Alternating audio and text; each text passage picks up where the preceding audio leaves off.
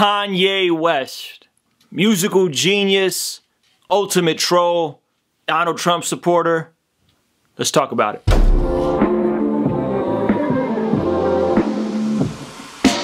Indy Jones, back with a trendy flow. I'm still trying to find my voice in this hip scenario. Here we go. Yo, what's going on? My name is Ruslan. I'm a hip-hop artist, creative entrepreneur, and today we're going to talk about Kanye West, one of my favorite artists. I've been following pre-college dropout when he was just a producer, producing the majority of the Blueprint with Just Blaze, and the come up and the rise of Kanye West has been nothing short of incredible. So just to let you know up front, my bias and that I am a Kanye West fan. A lot of the Kanye West albums that people don't like, I was kind of excited about early, specifically The Life of Pablo. I think it was a dope record and people were kind of on the fence about it. And so I am a fan of Kanye, and I think the last couple of days has been very, very interesting. He's trending all over Twitter right now. He's dominating the conversation. Everybody's talking about him. So basically what happened was Kanye's back on Twitter. He tweeted some controversial things about his position on Trump, about his position on different issues and social issues that weren't really congruent with what his brand and what his message has been historically throughout his career in the context of being a black man and his voice on politics. So that all culminated to some outrage by a lot of different people. Specifically, that led Kanye to calling Ebro from Ebro in the Morning, Hot 97 radio personality. Then they had a conversation off air, and Ebro went on and explained the entire conversation the next day on the air, and he talked about Kanye saying Donald Trump is his brother and supporting Donald Trump. And again, a lot of this stuff isn't really congruent with Kanye's been known for in terms of his socio-political views. So Ebro goes on, talks about Kanye, this 30-minute conversation. He's explaining the details, everything from, I guess, Kanye's struggle with opioid addiction and to Kanye's social political views. And then the very next day, mind you, this is trending all over Twitter, Kanye then calls into Hot 97 just to tell Ebro he loves him. He just keeps saying, I love you. I love you. Love you too, man. Are you leading with love? Is that what we're doing today? I love you, bro. Love you too, Kanye. I just called to say yeah. I love you. Hilarious. And so people were wondering, like, what is up with this erratic behavior? Is Kanye crazy? Does he have mental health issues? What's going on? Kim Kardashian, his wife, went on Twitter and said, look, my husband's always been outspoken. He's always said things that are on his mind. Stop saying he has mental health issues and he's crazy, because he's just saying things that are on his mind and that's what he wants to share.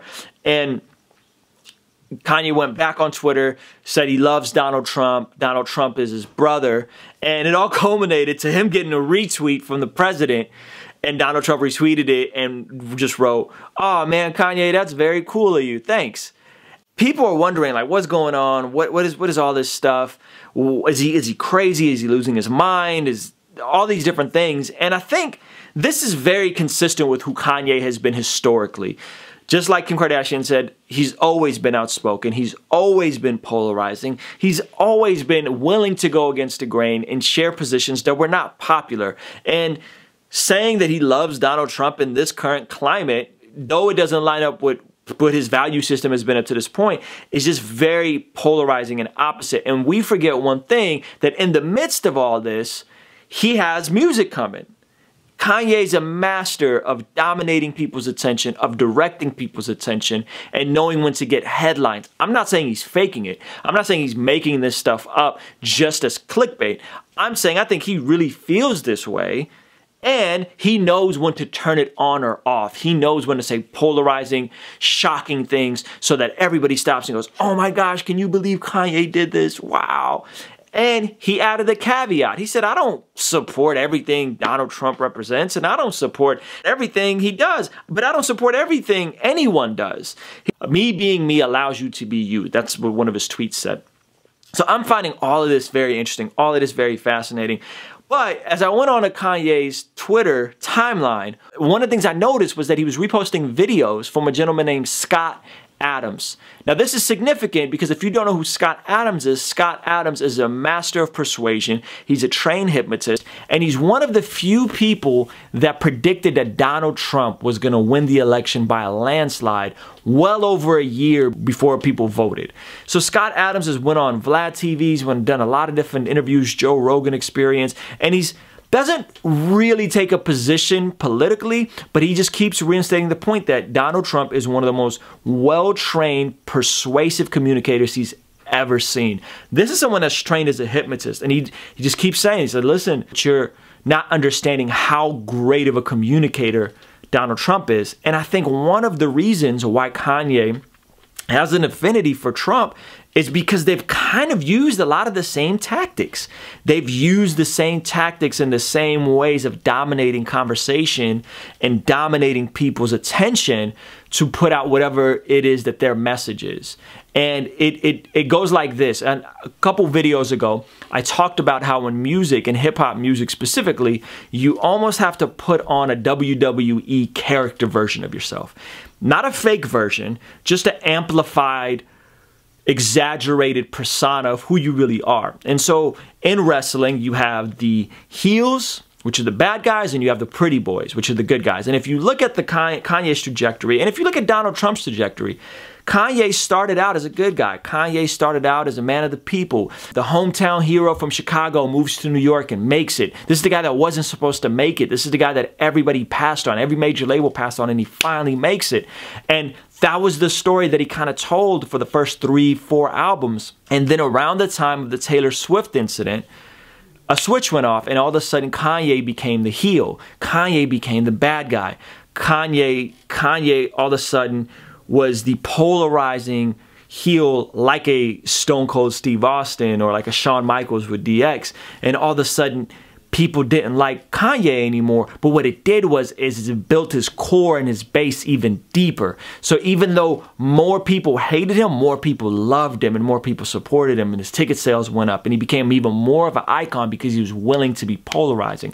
And the same thing is true for Donald Trump. Donald Trump came up as a guy who was in Hollywood. He was, you know, doing movies here and there. He was hanging out with a lot of celebrities, The Apprentice, entertainment, all these different things.